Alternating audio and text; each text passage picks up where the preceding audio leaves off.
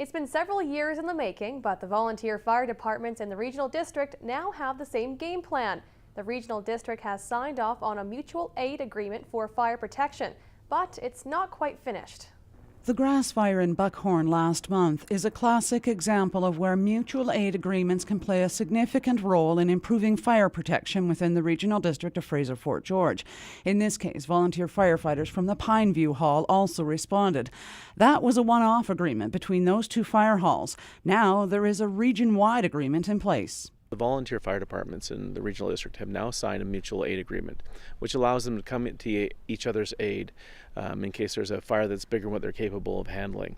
The key part of this agreement is the only cost that's associated with that is the actual cost of materials used.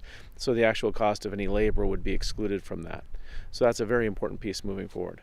The idea of a region-wide mutual aid agreement was first brought to the Regional District Board 6 years ago, but there were some liability issues. Those have been dealt with. I think there was some concerns around the potential of depleting a fire protection area and leaving a community unprotected.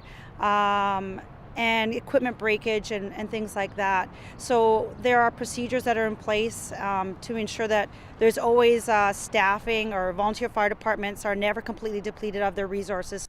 Finding volunteer firefighters is always a challenge. Melanie Perrin says the mutual aid agreement will help on that front as well. Some of the toughest times to get a good contingent of volunteers to respond to an incident is a weekday in the middle of the day when most of the volunteers are at work. So what this allows us to do is move those available volunteers around to the other areas to respond to incidents, and it actually gives us a better capability to manage incidents.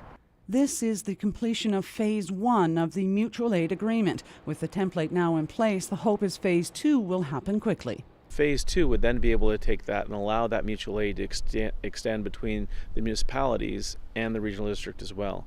So right now, if you're looking at the city of Prince George, for example, we are not able to come to the aid of the regional district, and the regional district is not able to come to the aid of us.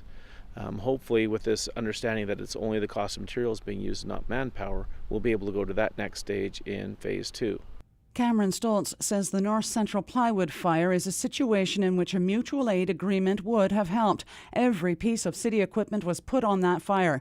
Had a fire broken out elsewhere in the city, there would have been nothing left to fight it. Cheryl Jan, CKPG News.